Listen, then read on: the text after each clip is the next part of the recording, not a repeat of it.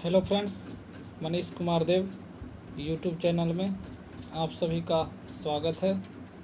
इस वीडियो में हम गुप्त साम्राज्य के कुछ महत्वपूर्ण शासकों के बारे में चर्चा करेंगे और ये जो हमारा सेशन है वो एग्ज़ाम की दृष्टि से काफ़ी महत्वपूर्ण है। तो ये सेशन को देखिए और पूरा लाभ उठाइए। तो चलिए शुरू करते हैं। गुप्त साम्राज्य। गुप्त राजवंश का इतिहास जानने के लिए निम्नलिखित 3 महत्वपूर्ण स्रोत हैं। पहला साहित्यिक स्रोत, दूसरा पुरातात्विक स्रोत और तीसरा विदेशी यात्रियों के विवरण। साहित्यिक स्रोत जो है विशाख दत्त के नाटक देवी चंद्र गुप्तम से गुप्त शासक रामगुप्त एवं चंद्रगुप्त द्वितीय के बारे में जानकारी मिलती है। इसके अलावा कालिदास की रचनाएं ऋतुसंहार, कुमार संभवम, मेघदूत, मालविकाग्नि मित्रम, अभिज्ञान शकुंतलम तथा शूद्रकृत मृच्छकटिकम और वात्स्यायन कामसूत्र से भी गुप्त काल की जानकारी मिलती है। तो ये तो हो गया साहित्यिक स्रोत। और दूसरा आइए पुरातात्विक स्रोत।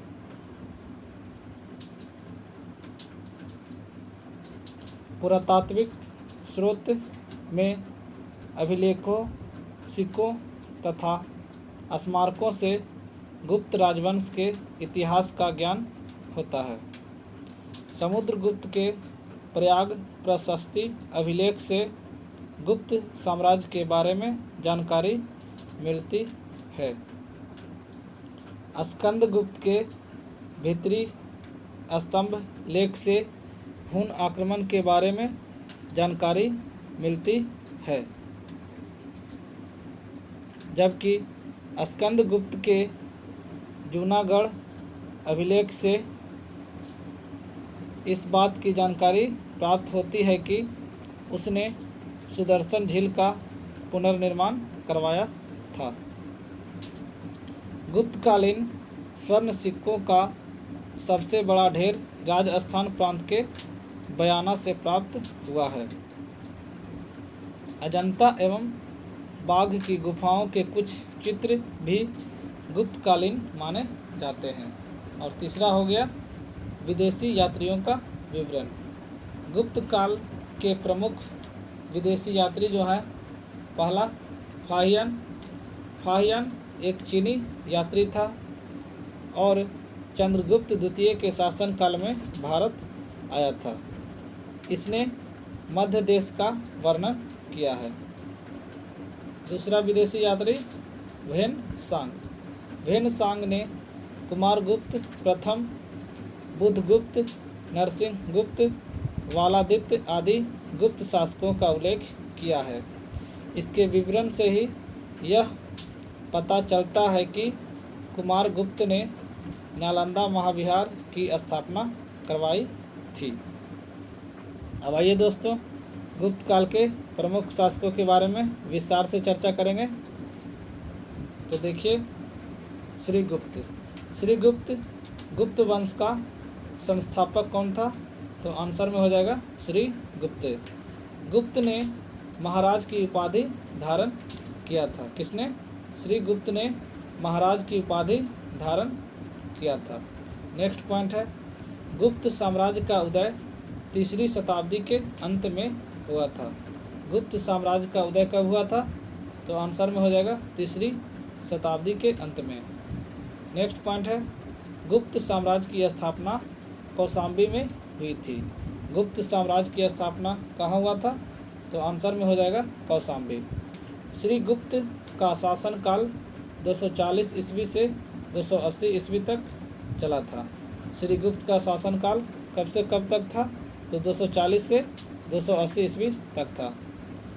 नेक्स्ट पॉइंट है, श्रीगुप्त ने मगध के मृग शिखावन में एक बृहत मंदिर का निर्माण भी करवाया था और उसने मंदिर के खर्चों के लिए 24 गांव दान में दे दिया था।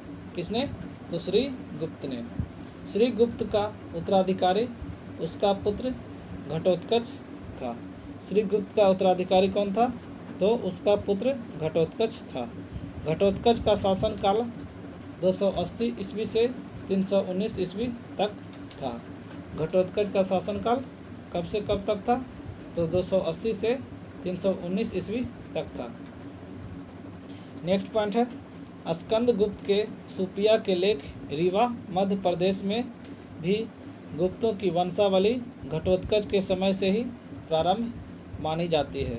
अतः इससे ज्ञात होता है कि गुप्तों का राजनीतिक इतिहास घटोत्कच के समय से ही प्रारंभ हुआ था। नेक्स्ट शासक जो है चंद्रगुप्त प्रथम। चंद्रगुप्त प्रथम का शासनकाल 319 से 350 ईस्वी तक था। चंद्रगुप्त प्रथम को गुप्त वंश का वास्तविक संस्थापक माना जाता है। गुप्त वंश का वास्तविक संस्थापक किसे माना जाता है? तो आंसर में हो जाएगा चंद्रगुप्त प्रथम। चंद्रगुप्त प्रथम ने महाराज धीराज की उपाधि धारण की और लिच्छवी राज्य की राजकुमारी कुमार देवी के साथ विवाह कर लिच्छवियों की सहायता से अपनी शक्ति बढ़ाया था। तो चंद्रगुप्त प्रथम ने महाराज धीराज की उपाधि धारण की और लिच्छवी राज की राजकुमारी से वैवाहिक संबंध स्थापित किया था। लिच्छवी राजकुमारी कुमार देवी के साथ विवाह कर चंद्रगुप्त प्रथम ने वैशाली राज्य को प्राप्त किया था। नेक्स्ट पॉइंट है चंद्रगुप्त प्रथम ने गुप्त संवत की शुरुआत की थी। तो एग्जाम की दृष्टि से ये पॉइंट बहुत ही महत्वपूर्ण है कि गुप्त संवत की शुरुआत किसने की? तो आंसर हो जाएगा चंद्रगुप्त प्रथम ने। नेक्स्ट पॉइंट है गुप्त वंश के शासकों में चंद्रगुप्त प्रथम शासक था जिसने चांदी के सिक्के चलाया था। तो गुप्त वंश का प्रथम शासक कौन था जिसने चांदी का सिक्का चलाया था? तो आंसर में हो जाएगा चंद्रगुप्त प्रथम। चंद्रगुप्त प्रथम का पुत्र समुद्रगुप्त उसका उत्तराधिकारी बना।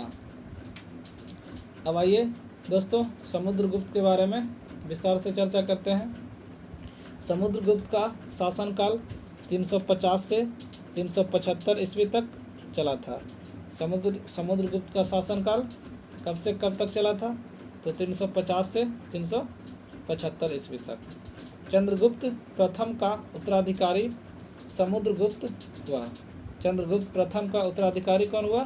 तो समुद्रगुप्त, जो 350 ईस्वी में राजगद्दी पर बैठा था। समुद्रगुप्त ने आर्यावर्त तथा दक्षिण भारत के 12 शासकों को पराजित किया और इसी विषय के कारण इतिहासकार विंसेंट स्मिथ ने समुद्रगुप्त को भारत का नेपोलियन कहा था। तो समुद्रगुप्त को भारत का नेपोलियन कहा था। किसने कहा था? तो विंसेंट स्मिथ ने। नेक्स्ट पॉइंट है हरिसेन समुद्रगुप्त का दरबारी कवि था। समुद्रगुप्त का दरबारी कवि कौन था? तो आंसर में हो जाएगा हरिसेन। हरिसेन ने इलाहाबाद प्रशस्ति लेख की रचना की जिससे समुद्रगुप्त के राज्यारोहण, विजयों, साम्राज्य विस्तार आदि के विषय में विस्तृत जानकारी मिलती है। नेक्स्ट पॉइंट है समुद्रगुप्त द्वारा जारी किए गए मुद्राओं पर उसे वीणा वादन करते दिखाए जाने से उसके संगीत प्रेमी होने की जानकारी मिलती है। तो संगीत प्रेमी होने की जानकारी किससे मिलती है? तो समुद्रगुप्त को। समुद्रगुप्त ने महाराज धीराज और विक्रमांक की उपाधि धारण की थी। तो महाराज धीराज और विक्रमांक की उपाधि किसने धारण की थी? तो आंसर में हो जाएगा समुद्रगुप्त। और समुद्रगुप्त को कविराज भी कहा जाता था। नेक्स्ट पॉइंट है समुद्रगुप्त हिंदू धर्म मानने वाला विष्णु का उपासक था। ताम्रपत्र में समुद्रगुप्त को परम भागवत की उपाधि मिली है। नेक्स्ट पॉइंट है, समुद्रगुप्त की मृत्यु के बाद उसका सबसे बड़ा बेटा रामगुप्त मगध के सिंहासन पर बैठा। रामगुप्त अत्यंत कमजोर गुप्त वंश के शासक सिद्ध हुआ और उसने अपनी पत्नी ध्रुव देवी को शक राजा रुद्रसीमा तृतीय को भेंट कर दिया था। अब नेक्स्ट शासक चंद्रगुप्त द्वितीय। चंद्रगुप्त द्वितीय का शासनकाल 375 से 415 ईस्वी तक चला था। चंद्रगुप्त द्वितीय ने अपने बड़े भाई रामगुप्त की हत्या कर दी और 380 ईस्वी में मगध के सिंहासन पर अपना अधिकार जमा लिया था। किसने? चंद्रगुप्त द्वितीय ने। चंद्रगुप्त द्वितीय को विक्रमादित्य के नाम से भी जाना जाता है। तो विक्रमादित्य के नाम से किसे जाना जाता है? तो आंसर में हो जाएगा चंद्रगुप्त द्वितीय को। चंद्रगुप्त द्वितीय ने परम भागवत की उपाधि धारण किया था। चंद्रगुप्त द्वितीय के शासन काल में गुप्त साम्राज्य ने अपना चरमोत्कर्ष देखा। तो एग्जाम की दृष्टि से यह भी पॉइंट काफ़ी महत्वपूर्ण है कि किसके शासन काल में गुप्त साम्राज्य ने अपना चरमोत्कर्ष देखा था। तो आंसर में हो जाएगा चंद्रगुप्त द्वितीय। चंद्रगुप्त द्वितीय के शासन काल में गुप्त साम्राज्य ने अपना चरमोत्कर्ष देखा था। नेक्स्ट पॉइंट है, प्रसिद्ध चीनी यात्री फाहियान चंद्रगुप्त द्वितीय के शासन काल में भारत आया था। नेक्स्ट पॉइंट, चंद्रगुप्त द्वितीय कला साहित्य व संस्कृति के रसिक व महान संरक्षक था। नेक्स्ट पॉइंट है, चंद्रगुप्त द्वितीय के राज दरबार के नवरत्न कालिदास, वररुचि, वराहमिहिर, घटकपर, बेताल, भट्ट, शंकु, धन्वंतरी, छपनक और अमर सिंह थे। ये सभी जो थे वो चंद्रगुप्त द्वितीय के राज दरबार के नवरत्न थे। धन्वंतरी एक प्रसिद्ध चिकित्सक थे। धन्वंतरी कौन थे? तो धन्वंतरी एक प्रसिद्ध चिकित्सक थे।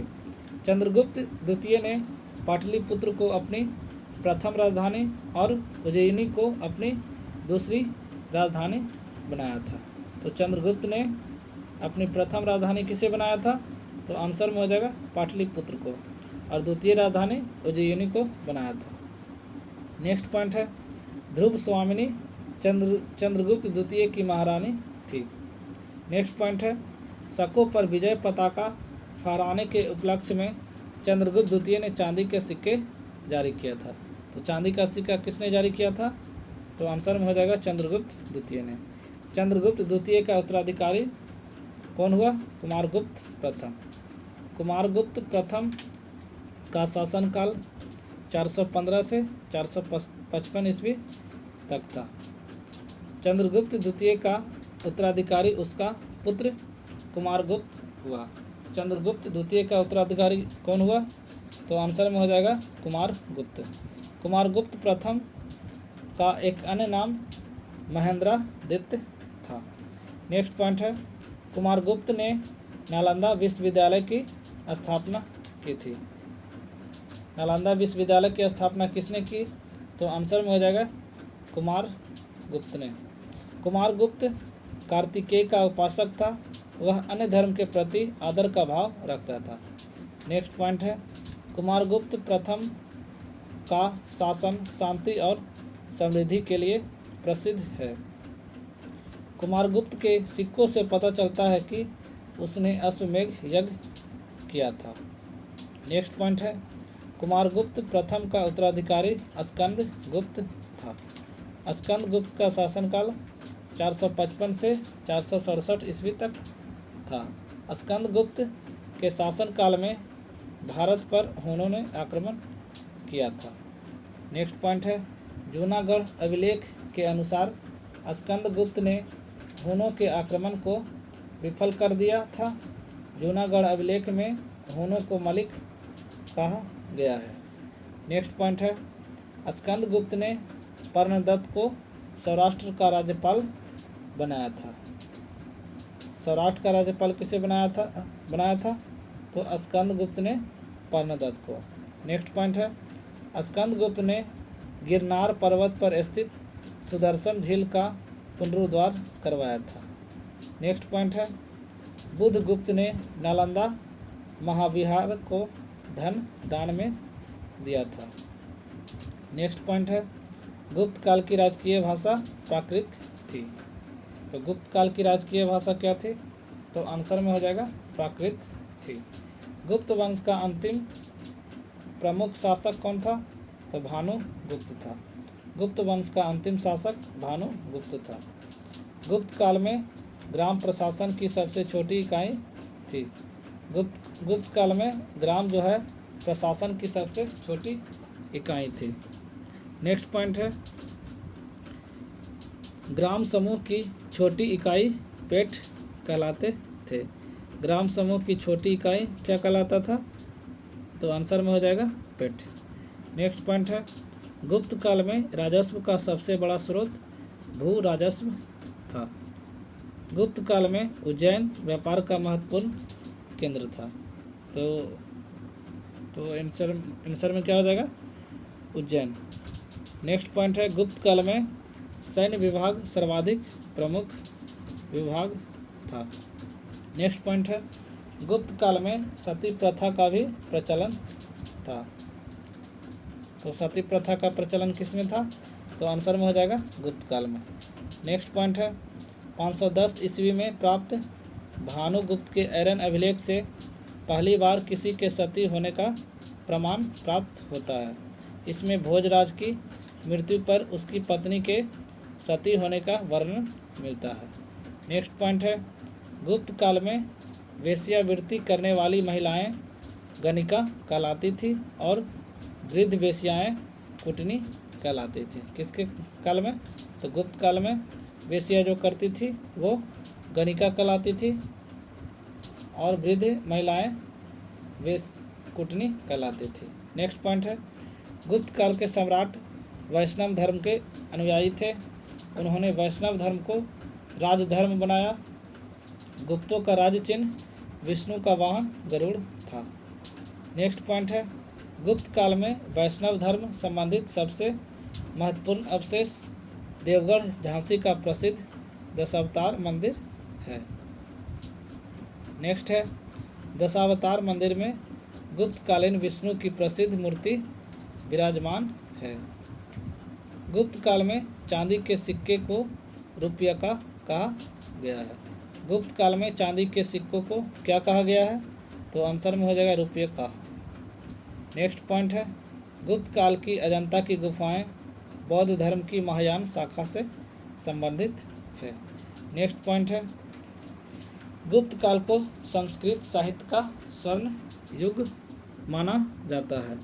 तो एग्जाम की दृष्टि से ये भी पॉइंट काफ़ी महत्वपूर्ण है कि संस्कृत साहित्य का स्वर्ण युग किसे माना जाता है?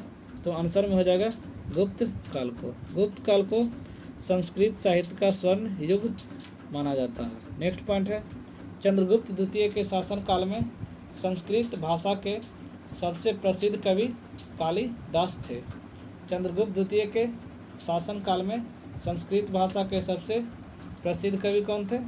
तो आंसर हो जाएगा कालिदास। कालिदास को भारत का शेक्सपियर कहा गया है।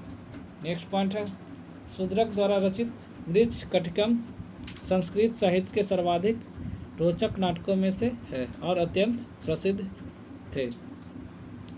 नेक्स्ट पॉइंट है, संस्कृत भाषा में विष्णु शर्मा द्वारा रचित पंचतंत्र विश्व प्रसिद्ध ग्रंथ है। पंचतंत्र के लेखक कौन है? तो आंसर में हो जाएगा विष्णु शर्मा। नेक्स्ट पॉइंट है, धनवंतरी चंद्रगुप्त द्वितीय के दरबार में रहने वाले प्रसिद्ध आयुर्वेदाचार्य थे और वे आयुर्वेदिक चिकित्सक थे। नेक्स्ट पॉइंट है, गुप्त काल के आर्यभट्ट एक महान गणितज्ञ थे। उन्होंने आर्यभट्टियम एवं सूर्य सिद्धांत नामक प्रसिद्ध ग्रंथ लिखे थे। किसने? तो आर्यभट्ट ने। किसके शासनकाल में? तो गुप्त काल के। नेक्स्ट पॉइंट है, आर्यभट्ट ने ही बताया कि पृथ्वी सूर्य के चारों ओर घूमती है। आर्यभट्ट ने ही दशमलव प्रणाली का विकास किया और आर्यभट्ट ने ही गणित विषय को खगोल विज्ञान से अलग किया था। नेक्स्ट पॉइंट है, भारत में अणु सिद्धांत का प्रतिपादन सर्वप्रथम गुप्त काल में ही हुआ था। नेक्स्ट पॉइंट है, ब्रह्मगुप्त महान वैज्ञानिक न्यूटन का पूर्वगामी था।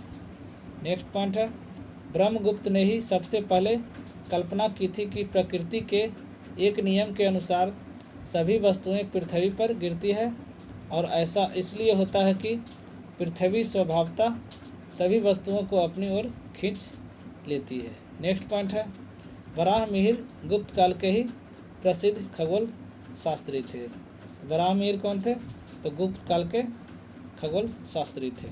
नेक्स्ट पॉइंट है, वराहमिहिर ने ही बृहद सिद्धांत और पंच सिद्धांतिका नामक ग्रंथ की रचना की थी।